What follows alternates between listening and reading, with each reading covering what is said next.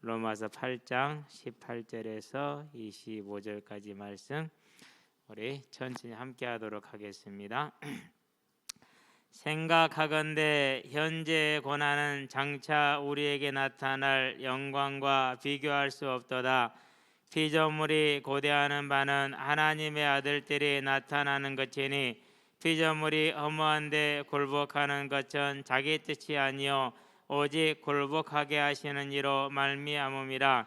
그 바라는 것은 피조물도 썩어짐의 종로로 단데서 해방되어 하나님의 자녀들의 영광의 자유에 이르는 것이니라. 피조물이 다 이제까지 함께 탄식하며 함께 고통을 겪고 있는 것을 우리가 아느니라. 그뿐 아니라 또한 우리 곧 성령의 처음 익은 열매를 받은 우리까지도 속으로 탄식하여 양자될 것 곧 우리 몸의 속량을 기다리느니라. 우리가 소망으로 구원을 얻었음에 보이는 소망이 아니니 보는 것을 누가 바라리요. 만일 우리가 보지 못하는 것을 바라면 참음으로 기다릴지니라. 아멘. 몸의 속량이다.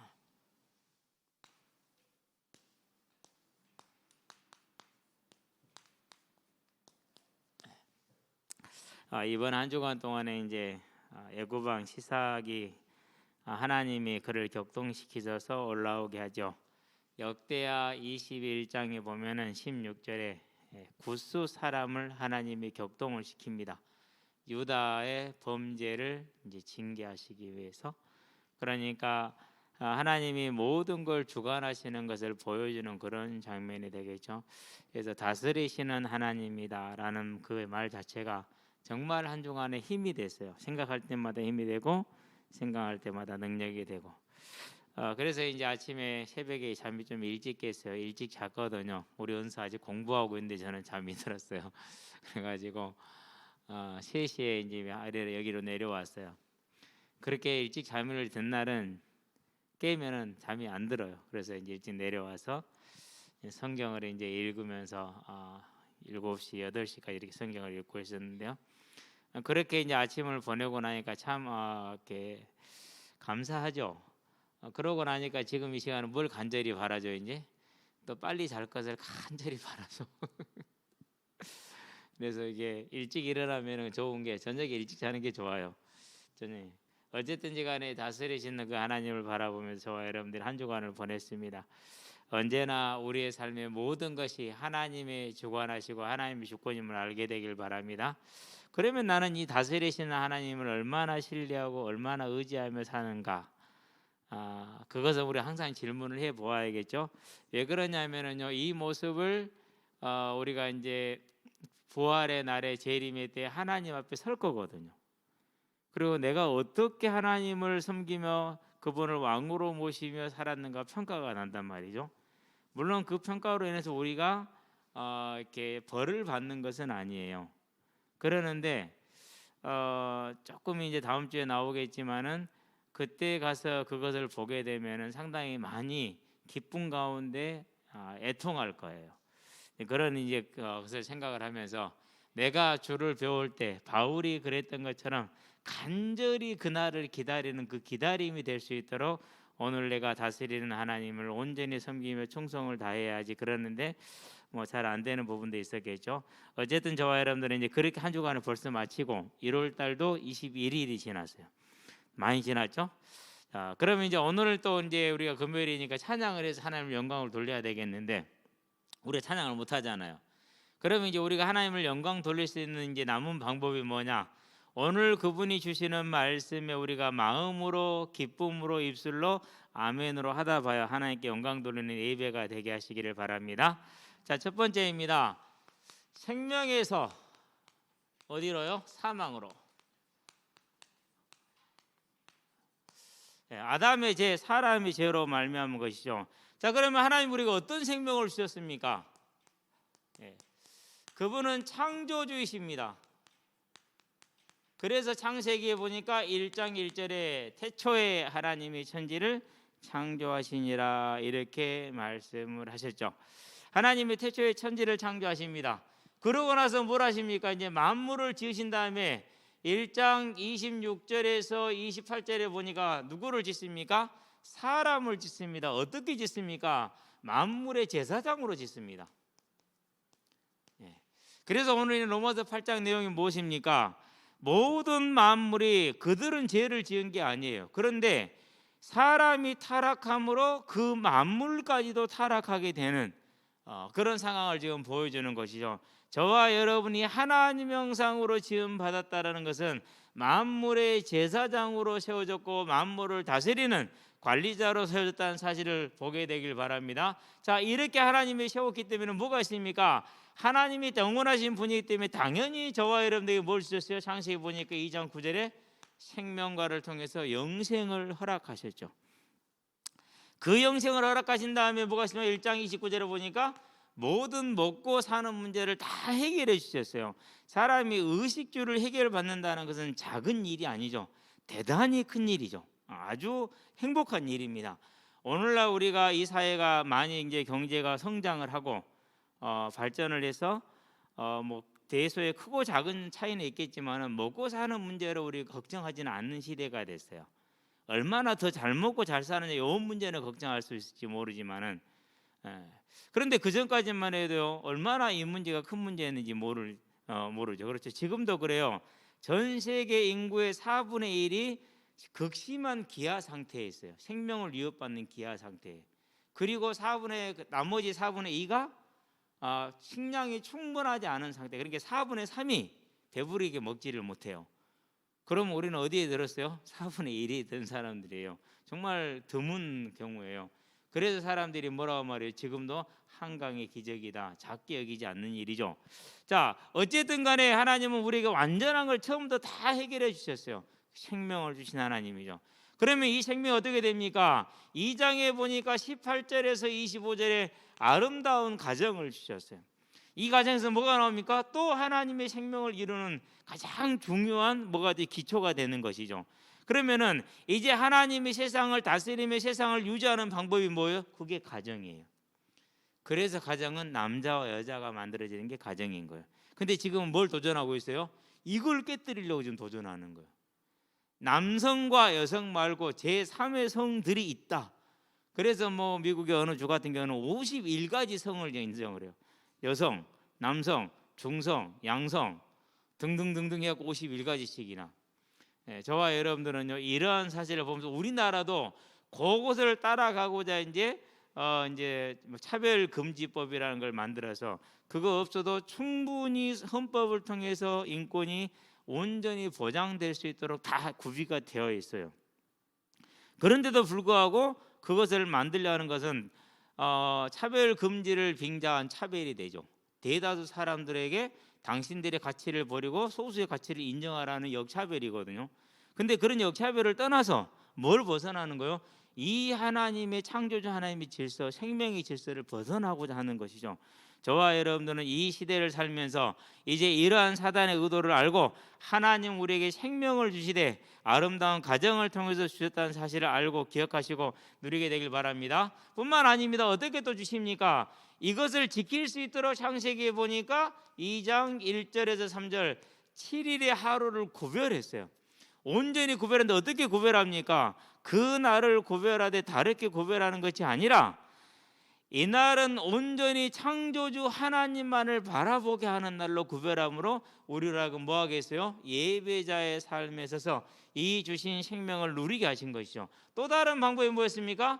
에덴 동산 중앙에 생명과를 두시고 선악을 알게 하는 나무를 두신 다음에 선악과를 먹지 말라 하심으로 우리가 예배자로 서 있을 때만 생명을 누릴 수 있음을 분명히 알게 하신 것이죠. 하나님은 이처럼 우리에게 뭘 주십니까? 완전한 생명과 영원한 생명을 누리는 길을 주셨다라는 것이죠. 이게 하나님이 저와 여러분에게 준 태초의 복이라는 사실입니다. 자, 그런데 이 복을 어떻게 해야 잃어버렸습니까? 사망으로. 무엇 때문에요? 죄 때문에. 그래서 저와 여러분은 그러면 죄가 도대체 무엇이냐? 죄는 어디서 나왔습니까? 죄는 여기에 딱 기록이 되어 있어요. 뭐가 죄이죠? 하나님을 하나님으로 인정하지 않는 것, 예배하지 않는 게 죄라는 것이죠.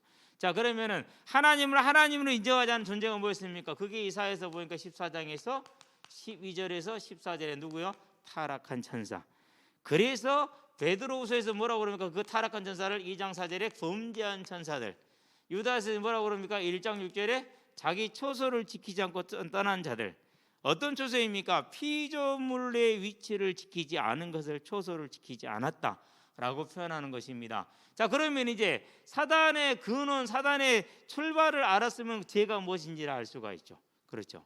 그래서 이 사단이 어떻게 거짓말합니까? 창세기 보니까 3장 4절에 5절에서 너희가 결코 죽지 아니하리라. 너희가 그것을 먹는 날에 너희가 하나님같이 되리라.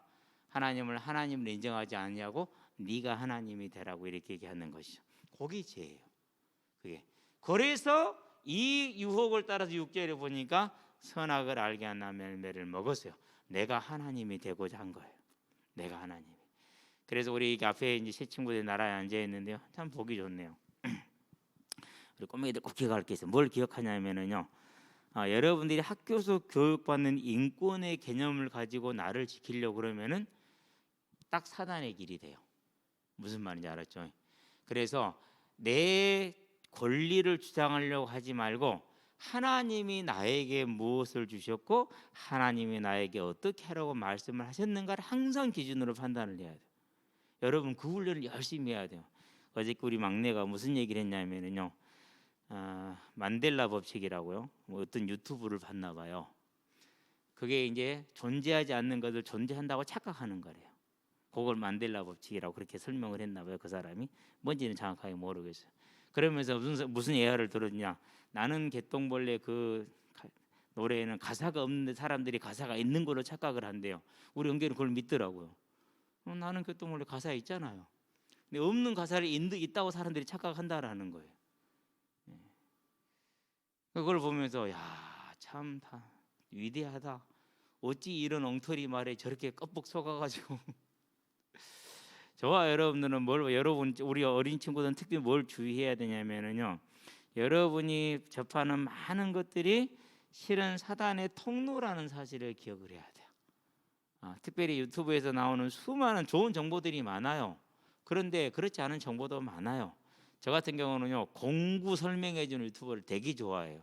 그래가지고요 전기톱 설명해 주고요, 충전톱 설명해 주고요, 그런 거 있으면 보고 그런다니까요. 잘 설명을 들으면서 와, 가격이 10만 원대밖에 안 하는데 그렇게 성능이 좋아? 나는 무서워서 못 쓰겠네 이러면서 그런 좋은 것도 있지만은 이렇게 거짓말하는 사단의 통로, 뱀의 역할을 하는 것도 많다라는 걸 기억을 하고 여러분은 우리 친구들은 잘 관리하게 되길 바랍니다. 자, 그러면 제가 뭔가 나왔죠.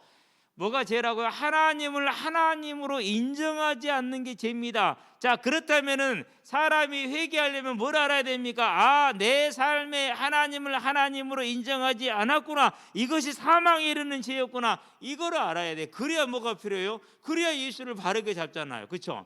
그런데 그렇지 않고 이제 뭐로 잡아버리면 어떻게 됩니까? 다른 무엇으로 예수를 잡게 되면은 그 믿음은 이상한 믿음이 돼요. 결국 어떻게 됩니까? 교회 다녀봤는데 별거 없더라, 해결 안 되더라 라고 얘기를 하게 되죠. 그러면서 또 무슨 말 합니까? 예수 믿고 된 거 뭐이냐 이렇게 얘기를 하죠. 아주 가장 틀린 말 중에 하나가 그렇죠. 조금 완화해서 말하자면 너 교회 다니면서 된 게 뭐니 이렇게 얘기를 하죠. 제일 무식한 말이에요. 그러면은요, 바울이 제일 불쌍한 사람인데 그 기준으로 보면은 그 다음에 누가 제일 불쌍한 사람들이에요? 초대교회 사람들은 완전 불쌍한 사람들이에요.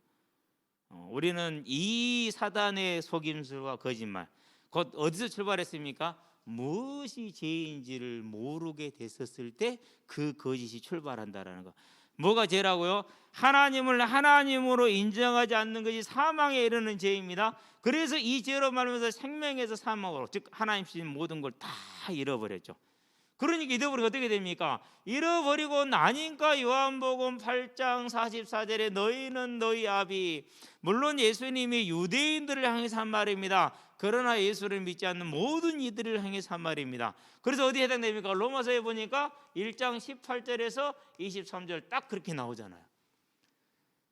자, 하나님의 진노가 누구에게요? 불의로 하나님을 영화롭게 하지 않고 인정하지 않는 자들에게 임하는데 어떻게 나온다랬어요?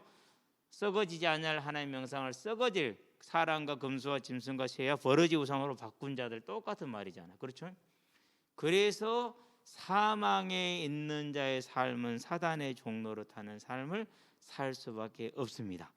그렇기 때문에 뭐가 옵니까? 사단의 종노릇을 하니까 당연히 그 삶에는 하나님이 말씀하신 대로 출애굽기 20장 4절 5절 말씀대로 하나님의 진노가 임하잖아요. 그러면은 하나님의 진노가 임하면 제일 큰 진노가 뭐죠? 제일 큰 진노가 뱃속에서부터 내버려 두는 거예요. 그래서 에서는 미워하고 야곱은 사랑하였느니라라는 거죠. 자, 뱃속에서부터 내버려 두었지만은 죄인이기 때문에 죄인을 죄인으로 놔둔 것을 대해서 누가 아무 말도 할 수 있는 게 없어요. 그렇죠? 이 하나님의 진노가 임해요. 그리고 이런 진노를 받는 사람들은 그나마 좀 복이 있을 수 있어요. 왜요? 그 진노 때문에 하나님을 만날 수 있거든요. 자, 이런 고난이 어떻게 됩니까? 이제 그 고난을 자신이 계속 초래합니다. 20절. 지금도 수많은 사람들이 무속에 매어 살죠. 우상에 매어 살죠. 그렇죠? 특히 정치인들은 더 그런 것 같아요. 그럴만해요. 도대체 이게 어찌 된지 알 수가 없거든요. 그래서 다윗이 진짜 위대한 정치인이에요. 정말로 위대한.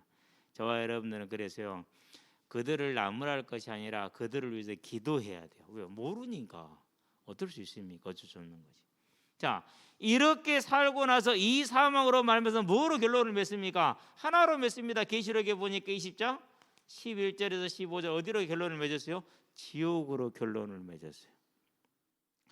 마태복음 25장 30절에 보니까 그 바깥 어두운 데 내에 던져져서 울며 이를 갈리라. 누가복음 16장 19절에 30절에 보니까 뭐였습니까? 나사로의 손끝에 물 한 방울을 찍어서 내 혀를 서늘하게 하시옵소서라고 할 정도의 고통을 당하는 거죠. 그게 뭐예요? 그게 사망에 떨어진 모습이 되는 거죠. 어디에서요? 생명에서 사망으로 떨어진 겁니다. 자, 그러면은 이 이제 생명에서 사망으로 떨어진 자에게 무엇이 복음이겠습니까? 항상 우리는 이걸 다 질문을 해야 돼요. 왜요? 그래야 사단이 너 교회 다니고 댕기 뭐 이렇게 말할 때 뭐 할 수 있어요? 사단아 저리 가라 할 수 있잖아요. 그런데 맞아 그래 불죠 우리가. 그런 순간 어떻게 된 게 그런 속은 나는 거예요. 이제 거기에다가 그 교회 장로 어쩌더라 한마디 탁 비스무리하게 사실 비스무리하게 그러면 이제 그때부터 정념이 뚝 떨어집니다. 거기에다가 너그 목사 어쩌더라 하면 끝나버리는 겁니다. 아주 간단해요. 저와 여러분들이 이 죄를 알지 못하면 복음을 몰라요. 그럼 복음은 뭐예요? 복음은 죄를 해결할 거 뭐요? 사망의 값을 지불할 것이 복음이에요. 자, 그러면 복음은 뭘 말합니까? 딱 한마디로 정리하면 사망에서 어디로요? 생명으로. 그게 복음이죠. 그러면은 죽은 자를 살리는 걸 뭐라고 그러죠? 죽은 자를 살리는 걸 뭐라고 그래요?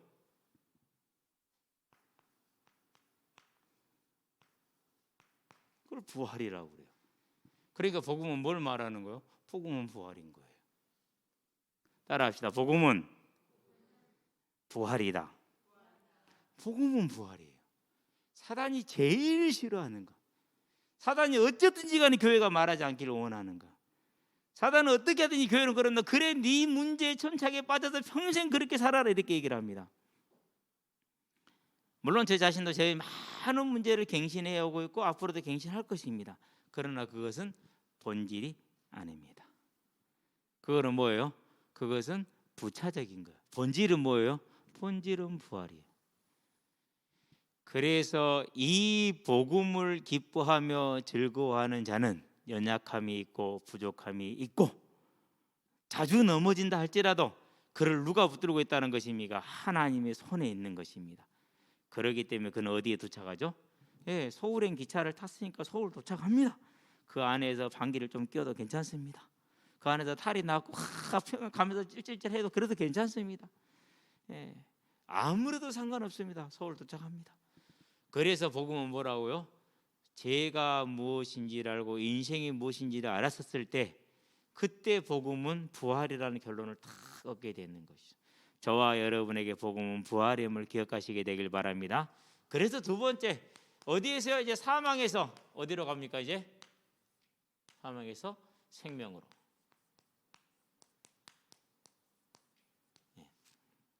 그러면은 사망에서 생명으로 가려면 어떻게 해야 됩니까? 그러려면 창세기 9장 6절 피 흘린 자는 반드시 피로써 그 값을 지불하게 해라, 그렇게 얘기를 했어요. 하나님의 공의 때문에. 그래서 레위기에서 뭐라고 그러니까 17장 11절에 내가 너희들에게 이 피를 준 것은 피가 생명에 있음이라 그래서 생명은 피에 있습니다. 14절에서 생명은 피에 있음이라 그렇게 얘기를 했어요. 그러니까 뭘 먹지 말라는 거죠? 지금도 피는 먹지 말라는 겁니다. 혹시 여러분들 뭐 자라피 좋다고 생으로 마시거나 노루피 좋다고 뭐 생으로 마시거나 절대 그런 거 하지 마세요. 이 피를 먹지 말라는 규례는 지금도 살아있어요, 죽었어요? 사도행전 15장에 보니까 20절에서 피를 먹는 것과 피는 먹지 말라고 했어요. 왜 피를 먹지 말라고 그랬습니까? 피는 어디로 돌려보내야 돼요? 그 근원인 땅으로 돌려보내는 거예요. 그럼 근원인 땅으로 돌려보냈다는 얘기는 무슨 말입니까? 하나님의 주권에 있다라는 걸 인정하는 거예요. 그런데 피를 마셨다는 건 내가 그 주권을 침범하는 거예요. 그렇기 때문에 하나님의 주권을 침범하는 게 돼요. 오늘날도 그 말씀은 살아 있더라고요. 그래서 뭐 혹시 여러분도 어디 가가지고 뭐 그런 거 그러면은요 먹지 마세요. 근거도 없어요. 근거도 없어. 제가 태교 없다고 그러잖아요. 그 유퀴즈를 봤는데요. 서울대 의사 선생님 한 분이 나오셨더만 아주 인상도 느긋하니 푸근하시고 5 쌍둥이도 받아보고 4 쌍둥이도 뭐 몇 명이나 받았더라? 많이 받으셨더라고. 2 쌍둥이는 몇천 쌍 받았더라고. 몇천 명. 그러면서 하신 말씀이 태교 그게 뭐가 중요한? 태교는 없대. 그 과학적인 근거가 단 하나도 없대. 맞아요. 그분 말씀 왜 없어요? 하나님이 주권이고 하나님이 그 생명을 움직이는 것이지. 그분 얘기를 가만히 들어보고 있는데요. 이분이 성경을 모르는 것 같은데 대단히 성경적이고 대단히 창조 원리에 가장 근접해 있는 역시 지식이 바르게 되어 있더라고. 저와 여러분들은 뭘 보는 겁니까? 이거예요. 자, 이제 사망에서 생명으로 그 부활에 이르기 위해서는 죽은 자가 다시 생명으로 어떤 부활에 이르는 거잖아요. 그렇죠? 이 부활에 이르기 위해서는 반드시 뭘 지불해야 됩니까? 죄값으로 피를 지불해야 돼. 생명을 지불해야 되는 거죠. 그러기 때문에 히브리서 10장 11절 짐승의 생명으로 사람의 생명을 산다 못 산다? 못 산다. 그래서 제사장마다 자주 드리는 같은 제사로는 죄를 없이 할 수 없다라고 얘기를 하고 있는 이유가 그것입니다. 그러면은 우리가 흔히 아는 사람의 선행으로요, 죄인이 어떻게 선행을 합니까? 그렇죠. 자기 무리에게는 선이 될 수 있어. 자, 이렇게 양아치들이 한 군데 모르겠어요. 자기들이 똥똥 묻혀갖고 자기들이 서로 선을 행해. 그건 누구한테 악을 행하는 거예요? 그대로 다른 사람들에게는 악이 되는 것이요. 그런 선은 없어요. 항상 뭐 좀 곤란한 얘기긴 하지만은. 세 번째, 사회적인 삶의 선을 말하는 것이 아니라 구원에 이르는 선은 없다라는 걸 말합니다. 절대적인 선이 없다라는 겁니다. 우리가 돈을 사랑하죠. 돈은 중요합니다. 그러나 그 돈은 영원히 값을 지불할 수가 없어요. 왜요? 피값이기 때문에, 생명값이니까 안 되는 겁니다. 피값, 생명값을 다른 그 무엇으로도 할 수가 없는 것이죠. 그래서 하나님께서 친히 사람의 몸으로 오셔서 죄 없으신 하나님이 사람으로 오셨기 때문에 죄 없는 사람이 될 수가 있어요. 자기 몸을 십자가에 주심으로 우리의 죄값을 대신하기로 하셨죠. 그래서 이거 다시 확인합니다. 7장 14절에 보라, 처녀가 잉태하여, 실은 여자입니다. 여자가 잉태하여 아들을 낳으니 그 이름을 임마누엘이라 하리라 라고 얘기를 했죠. 자, 그 말씀대로 여자의 후손대로 마태복음 보니까 1장 1절에서 16절에 여자에게서 예수님이 오셨어요. 임마누엘의 말씀 주신 대로 마태복음 1장 21절에서 23절에 그 이름을 임마누엘이라 지었어요. 700년 전이죠. 이때는 여러분의 이름이, 저와 여러분의 이름도 이와 같이 오래전부터 이미 결정되어져 있다는 사실을 기억하시게 되길 바랍니다. 그래서 우리가 살다 보면 이런 일도 있고 저런 일도 있고 그래요. 어쩔 때는 좋은 일도 있고 어쩔 때는 힘이 괴로운 일도 있고 그래요. 그런 일이 뭐 하지 마라 그래요? 이미 700년 전에, 아니 우리가 처음 타락했을 때부터 저와 여러분을 구속하기 위한 준비는 하나님이 온전히 하고 계셨다라는 거. 나는 그 안에 있는 자라는 사실을 기억하시게 되길 바랍니다. 그럼 뭐 하면 됩니까? 맡기면은 돼요. 맡기면은 믿고 신뢰할 수 있게 되길 바랍니다. 하나님이 그렇게 하셨습니다. 저와 여러분을 위해서 예비하신 것입니다. 자, 그리고 어떻게 하셨습니까? 이 약속을 가지고 주신 다음에 이 땅에 오셔서 약속대로 요한복음 19장 30절에 십자가에 달려 죽으심으로 우리의 죄값을 다 지불하신 겁니다. 그러므로 무슨 일이 벌어졌습니까? 완전히 저와 여러분의 죄가 도말이 되었습니다. 단번에 영원히 끝난 것입니다. 죄가 끝남으로 고린도전서 15장 보니까 사망의 권세 또한 완전히 끝났습니다. 당연히 뭐 할 수 있는 것입니까? 죄로 하나님의 공의를 세웠고 사단의 사망의 권세를 무너뜨렸기 때문에 이제는 생명을 찾아올 수가 있게 된 겁니다. 그래서 그 증거가 뭐예요? 예수님의 부활인 것입니다. 예수님도 그냥 부활하신 게 아니죠. 분명히 법적으로 하나님의 공의를 다 충족하시고 나서 부활하셨어요. 이 부활은 뭐의 증거입니까? 이 부활이 그리스도의 증거인 것입니다. 그래서 예수가 그리스도라는 것은 그분이 부활했다는 것이고 예수가 부활했다는 건 그분이 그리스도라는 확증이 되는 것입니다. 예수의 부활로 사망에서 생명으로 갈 수 있는 뭘 주신 것입니까? 이제 완전한 길을 주셨고 완전한 증거를 먼저 저와 여러분들에게 주었다는 것을 기억하시게 되길 바랍니다. 자, 이 말씀은 뭘 응하게 하신 것입니까? 이사야서입니다. 25장이죠. 8절에 뭐라고 했습니까? 사망을 멸하리라라는 그 말씀대로 멸했어요. 그래서 고린도전서 15장에서 뭐라고 그럽니까? 54절에서 사망을 삼키고 이기리라는 기록된 말씀이 응하였다라고 말했어요. 이제는 뭘 삼켰다고요? 사망을 삼켰다. 무엇으로요? 대속으로. 무엇으로요? 부활로. 그렇다는 얘기는 이제 사망에서 부활로 생명으로 오는 저와 여러분들이 뭐가 열려 있는 것입니까? 길이 열려져 있는 것이죠. 이걸 가리켜서 뭐라고 그럽니까? 이걸 가리켜서 복음이다라고 말하는 것입니다. 자, 그렇다면 세 번째, 이제 저와 여러분들은 뭐가 이제 주어진 것입니까? 이제 그래서 무엇이 소망이고 무엇이 있느냐? 이게 이제 오늘 보니까 로마서 1장 18절에서 25절이죠. 중요한 얘기를 하고 있죠. 자, 첫 번째 무슨 얘기를 합니까? 자, 생각하건대 현재의 권한은 장차 나타날 영광과 좋게 비교할 수 없도다 그랬어요. 현재의 권한, 장차 나타날 미래의 영광. 자, 이 말은 무슨 말입니까? 오늘 고난 중에 있는 사람이 그 고난 중에도 넘어지지 않고 이기는 이유가 어디에 있다고요? 뭐를 가지고 있기 때문에요? 나타날 영광에 대한 뭘 가지고 있죠? 소망을 가지고 있는 것이요. 저와 여러분들에게 이 소망이 가득하는 은혜가 있게 되길 바랍니다. 우리가 이 소망에 서 있으면 돼요. 저와 여러분이 이 소망에 든든히 서게 되길 바랍니다.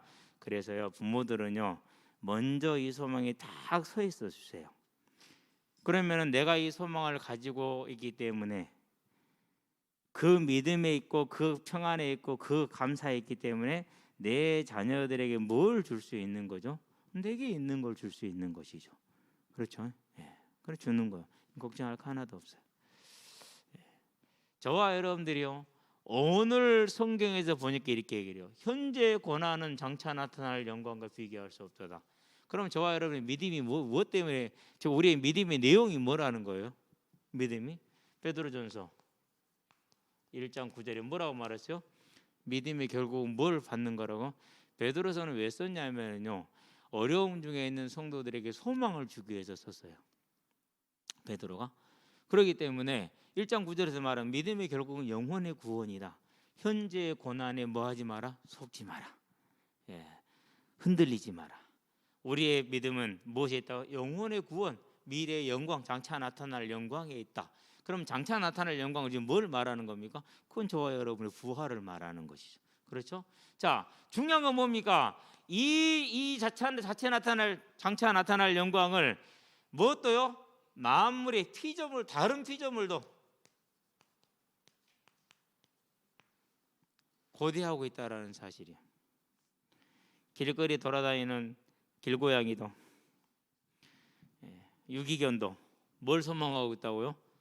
그것들도, 풀들도, 초목도, 나무도, 모든 것들이 다 우리 한번 읽어보면서 천천히 한번 보도록 합시다. 이렇게 얘기를 하고 있죠. 피조물이 고대하는 바는 하나님의 아들들이 나타나는 것이니. 왜 그렇습니까? 우리가 타락함으로 피조물도 전부 다 어떻게 됐어요? 함께 넘겨진 바 되어서 사단의 아래로 넘겨진 것이죠. 밑에 나옵니다. 피조물이 허무한데 굴복하는 것은 자기 뜻이 아니요 오직 굴복하게 하시는 이로 말미암음이라. 그러니 아담이 타락했었을 때 모든 만물들이 경악을 했을 거예요. 그렇죠? 아마 깜짝 놀라가지고 닭은 알을 안에 가지고 있다 지어불든지 아마 그랬을 거예요. 진짜 그러더라니까요. 독수리가 왔잖아요. 잡아놨잖아요. 제가 독수리를 잡아서 한 이틀 가다 놨거든요. 닭들하고는 안 보이는 데 있었어요. 근데도 불구하고 닭들이 숨어서 안 나와요. 독수리가 뭐 날갯짓을 뭐 소리 뭐 울건 했겠죠. 나는 없을 때 닭들이 그 숨어서 나오지를 못해. 그러니까 한 그 이틀 동안에 알을 하나도 안 낳았어.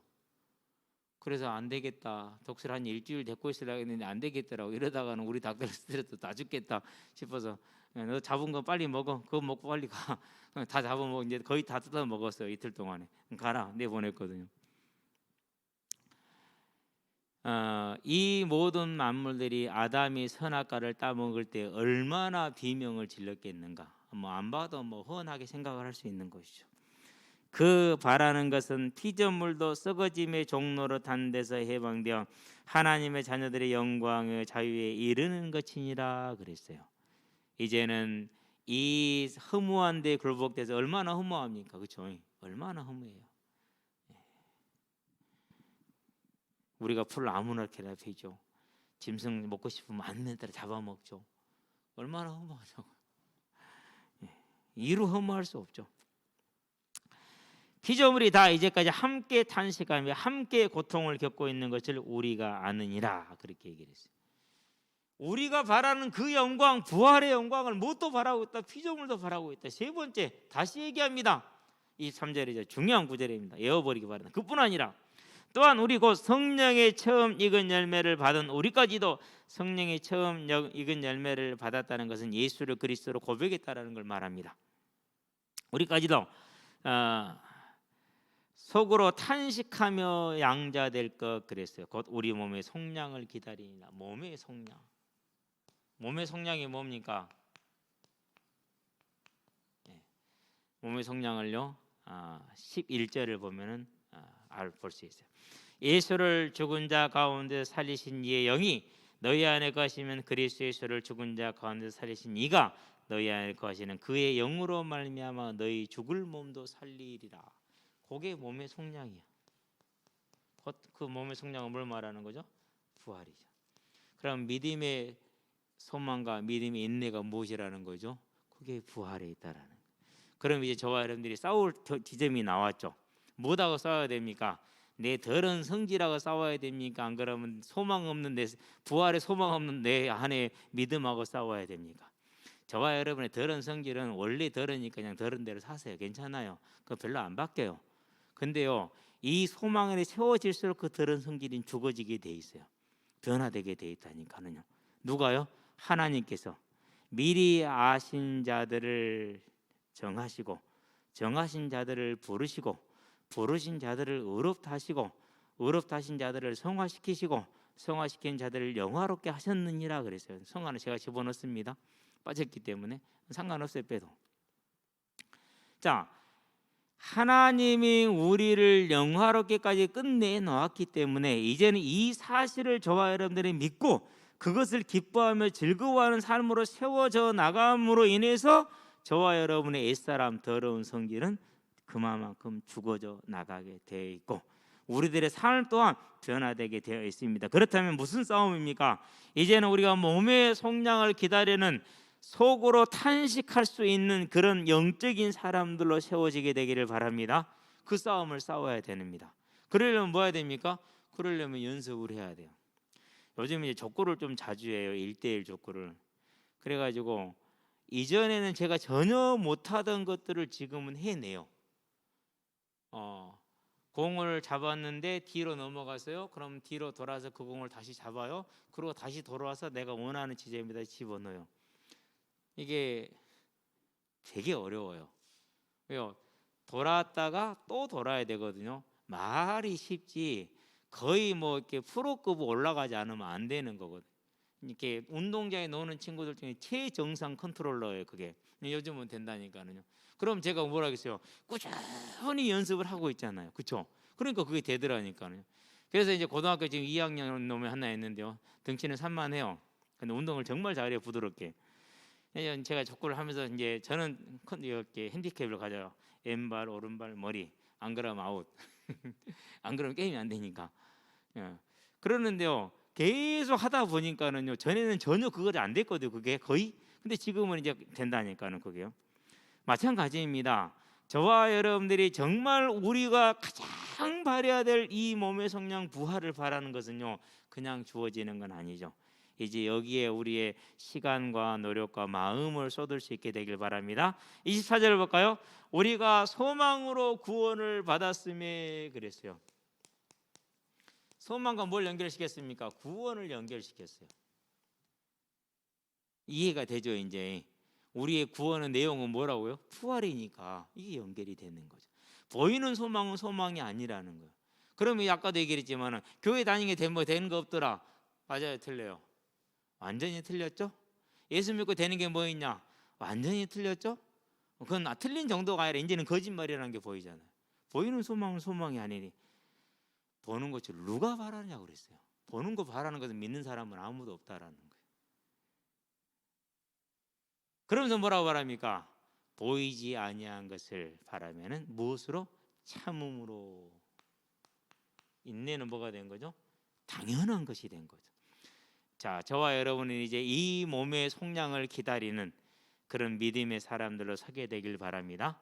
그래서 저와 여러분이 이제 우리에게 주어진 복음, 곧 이 생명으로 올라가는 부활을 바라보면서 우리의 삶의 그 삶을 향한 부활을 향한 내 안에 강한 열망, 곧 믿음이 있는 사람이 되기를 바랍니다. 그것을 위해서 저와 여러분은 뭐 해야 될까요? 이제 힘을 내야겠죠. 하나님께 은혜를 구해야겠죠. 그래서 하나님이 주신 게 있어요. 보증이 있어요. 그게 26절이에요. 26절을 볼까요? 이렇게 말하죠. 이와 같이 성령도 우리의 연약함을 도우시나니 우리는 마땅히 기도할 바를 알지 못하나 오직 성령이 말할 수 없는 탄식 우리를 위하여 친히 간구하시느니라. 이 일이 육신에 속한 게 아니라 영에 속한 일이라 우리가 못하죠. 그래서 성령을 보증으로 주신 거예요. 그럼 이제 성령이 우리 안에 계시는 이유를, 하시는 일을, 하시는 목적을 하시고자 하는 것을 우리가 이제 아는 사람이 됐죠. 자, 그래서 저와 여러분들은 이 소망과 인내에 서면은 이제 뭐가 되는 것입니까? 그것을 가르쳐서 부활의 소망에 선 사람을 증인이다 이렇게 얘기를 하는 겁니다. 볼까요? 자, 사도행전 1장에 보니까 8절에 오직 성령이 너에게 임하시면 너희가 권능을 받고 예루살렘과 온 유대와 사마리아와 땅까지 내 증인이 되리라 그랬어요. 그러면 내 증인, 예수의 증인은 뭘 말하는 것입니까? 그걸 22절에 정리를 해놓고 있어요. 볼까요? 22절 사도행전 1장 22절 한번 봅니다. 앞으로 좀 넘어가면 있죠? 뭐 조금 넘어가긴 하지만은 뭐 상당히 의미 있는 구절이니까 우리가 가봅시다. 1장 22절에 보면 이렇게 말합니다. 항상 우리와 함께 다니던 사람 중에 하나를 세워 우리와 더불어 예수께서 부활하심을 증언할 사람이 되게 하여 하리라. 뭘 증언해야 된다고요? 예수께서 부활하심을 증언할 사람. 자, 이 말씀대로 사도행전에 보니까 2장 13절에서 36절에 뭘 증거했습니까? 예수의 부활을 증거했어요. 예수의 부활의 증거. 자, 예수의 부활의 증거가 뭐죠? 그게 성령이라고 그랬어요. 그러니까 그 부활하신 주님이 하늘로 올라가셔서 하나님으로부터 성령을 받아서 너희가 보고 듣는 이것을 내려주신 것 아니냐라고 증거를 하죠. 그러면서 다윗을 소환해서 다윗이 말하지 않냐, 썩게 내버려 두지 않겠다고 10편 16편 8절에서 그 말씀대로 예수님이 부활하셨다. 그래서 그분이 그리스도시다라고 선포를 하죠. 자, 이 복음을 증거를 시작을 합니다. 13장으로 바로 갈게요. 그냥 다른 거 다 빼버려 시간이 많이 갔으니까. 13장에서는 13절부터 30절까지입니다. 37절, 39절까지 바울이 뭐 하는 장면입니까? 바울이 복음을 증거하는 가장 길게 나와 있는 장면이에요. 지금 바울이 사도행전에서 전도를 하는 중에서 가장 긴 전도의 내용이 나온 건 여기예요. 자, 그러는데 여기서 뭘 주로 증거하고 있습니까? 특별히 이 안에서 30절에서 37절에는 예수의 뭘 증거하고 있어요? 물론 13절부터 29절까지는 서론적인 얘기를 쭉 해요. 구약을 들어가면서. 그러면서 예수의 부활하심을 증거를 해요. 누구를 들었어요? 베드로와 거의 내용이 대동소이해요. 같아요. 같을 수밖에 없죠. 그렇죠. 자, 그런 다음에 세 번째, 이게 어디로 가야 되나? 이리 갈게요. 사도행전이죠. 이제 25장이죠. 아그리빠 왕에게 벨릭스 총독이 하는 보고예요. 황제에게 상소를 했기 때문에 그냥 갈 수 없고 이제 왕에 뭘 찍어야 됩니까? 이제 왕에 이제 그걸 올려줘야 되니까 내가 신문을 해보니까 자기들의 종교와 예수란 자가 죽은 것을 바울이 살았다 하는 거 외에는 아무것도 없다 그래서 그럼 자기들의 종교는 뭐죠? 율법에 관한 얘기가 되겠죠. 그런 다음에 이제 예수의 부활이에요. 궁극적으로 답은 뭡니까? 예수의 부활 때문에 그럼 사도 바울은 평생 동안 뭐 했다는 얘기요? 예수의 부활만 증거하고 다녔다는 것이 증거가 되죠. 그래서 26절이죠. 이제 6절에서 8절에 자, 우리 조상들이 간절히 바라는 그것 메시아, 그 메시아의 뭘요? 부활. 그것을 나도 바라는 것이다. 당신들은 어찌하여 죽은 자가 살아날 것을 믿지 못할 것이 있을 수 없는 일이라 합니까? 라고 반문을 하면서 얘기를 하죠. 그러니까 지금 뭘 말하고 있는 거예요? 증인이 사도 바울이 죄인이 된 이유가 뭐 때문에요? 예수의 증인된 거. 무슨 증인이요? 부활의 증인된 거. 그래서 28장이죠. 30절에서 31절에 2년 동안 뭘 증거했어요? 예수의 부활하심을 증거했어요. 그래서 예수를 믿음으로 제사함을 받고 이제 부활에 들어가라 라고, 그래서 이 땅에 인내의 삶을, 소망의 삶을 살아라 라고 권유하는 것이죠. 이제 저와 여러분들이 들었어요. 뭐라고요? 몸의 속량. 복음의 결론, 저와 여러분이 복음의 소망이 무엇이라고요? 부활에 있다라는 거. 그러면 몸의 속량을 바라는 이 부활에 들어가는 은혜를 입으시게 되길 바랍니다. 그 중에서도 더 좋은 부활을 위해서 어떤 이들은 심한 고문을 받되 구차히 풀려나기를 원하지 아니하였으며 그랬어요. 저와 여러분이 오늘 이 부활의 소망으로 살아감에 있어서 어려운 문제들이 있을 수 있어요. 경제의 문제가 있을 수도 있고 건강의 문제가 있을 수도 있고, 이제는 개인적인 어떤 뭐라고 할까 해결되지 못하는 안 좋은 문제들도 있을 수가 있고 관계의 문제가 있을 수가 있고 그래요. 이제는 그런 것에 속아서 그런 것을 해결하려고 천착하는 사람이 아니라 내게 주어져 있는 이 더 좋은 부활을 향해서 우리의 마음을 온전히 쏟으며 달려나갈 수 있는, 속으로 탄식할 수 있을 만한 그런 저와 여러분의 사람들의 심령들이 되시기를 바랍니다. 그렇게 될 때 우리의 모든 연약과 부족과 고통은 하나님이 원하시는 뜻을 이루는 것으로 아름답게 갈 것이고, 부족한 가운데 연약한 가운데 굳건하게 하나님을 섬기며 헌신한 저와 여러분들은 큰 상급으로 더 좋은 부활로 들어가게 되는 줄로 믿습니다. 기도합시다. 살아계신 아버지 하나님, 하나님께서 우리에게 허락하신 생명 곧 부활로 사망에서 죽음에서 우리를 건지심을 감사를 드립니다. 이제 우리가 이 부활을 속으로 탄식할 만큼 기다릴 수 있는 그런 믿음으로 세워질 수 있도록 주께서 우리에게 은혜를 베풀어 주시고, 이 믿음에서 한 걸음 더 나아가 더 좋은 부활을 향해서 우리의 삶을 온전히 드리되 바울과 같이 다윗과 같이 영원히 드릴 수 있는 그러한 믿음의 삶으로 설 수 있도록 은혜를 구하오니 우리에게 성령의 충만함으로 역사하시고 인도하여 주시기를 그리스도신 예수의 이름으로 기도합니다.